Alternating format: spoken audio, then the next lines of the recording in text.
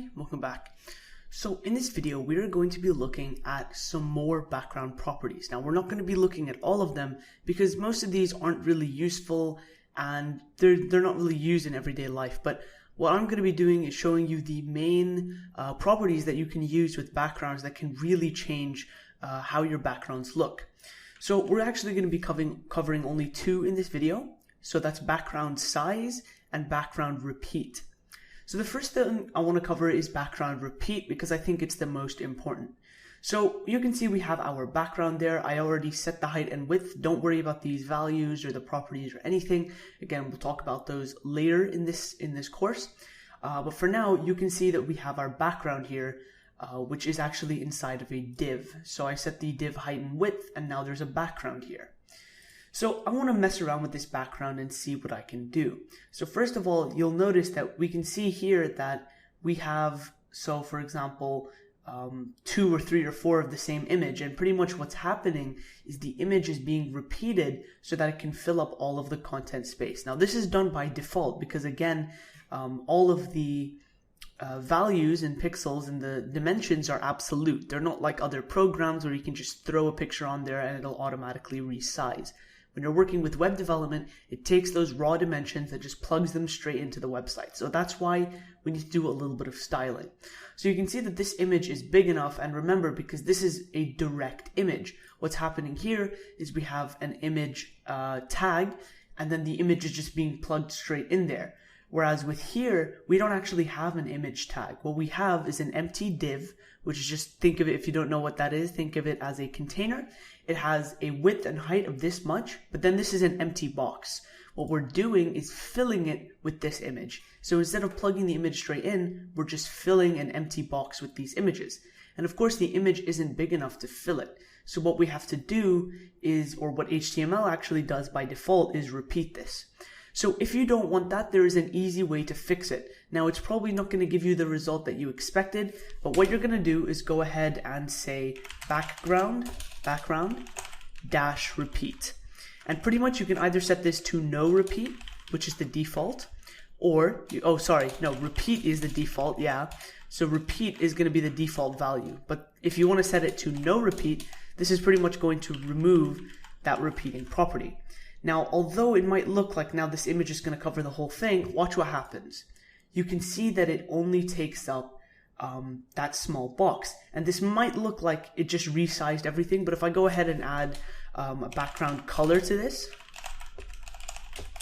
like that, and I'm just going to say red, and I go ahead and refresh the page, you can see what's actually happening here is that we have the image and it's not taking up the full image. If I go ahead and set this to repeat, now the background is taking up the full image. So I'm actually just going to go ahead and set this to a basic steel blue. I think that's one of my favorite CSS name colors. So there we go.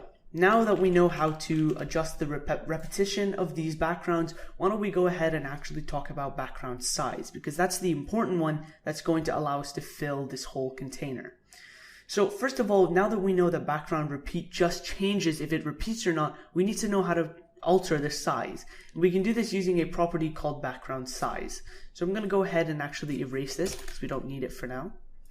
Just like that. So you can actually go ahead and set the size of the background. And remember, depending on whether you set it to repeat or not, this is going to change your effect.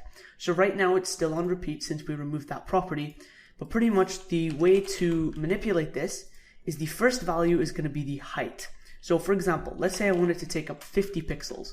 Then with a direct space, remember no commas, nothing, you're going to then enter the width. So I'm going to say maybe 100 pixels. Let's go ahead and refresh now. And you can see that because our repeat is actually off, our repeat is on, we can see that it just keeps repeating until this whole space is filled up. Now, obviously, it's going to be pretty hard to get this exactly at the dimensions. If I actually go ahead and set this to 400 pixels and 70%, we didn't really talk about percentages much, you can see it's still repeating. So it's very hard to get this working in the way that you want it to cover the whole thing exactly, even if you use the direct values. So there's actually a keyword that you can use to fix this up. All you have to do is type cover here. So if we go ahead and refresh, you can see now the image takes up the full width. And although it sacrifices the quality, pretty much what's happening here is this cover value is going to resize the image based on the dimensions just right so that it fits this whole thing. There's also one more keyword that you can use, which is called contain. But the only problem is with contain is it's going to resize it as much as possible.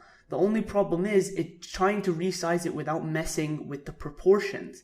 So let's say that this is maybe a 2-to-1 ratio. So for every 2 widths, there's 1 height. So let's just use that as an example. Basically what's happening here is that no matter how much you stretch this, you cannot go the full way without stretching it off the screen.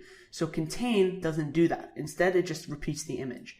Now, if we actually change this back to cover, you can see that it does cut off part of that image because it just stretches it out the full way until the image or the background covers the full width. So there you go. That's pretty much it for background size. Now, I would recommend going instead not with the sizing option, pixels, but instead using the cover keyword or the contain keyword if you know that your proportions are right or if you need it for some other purpose.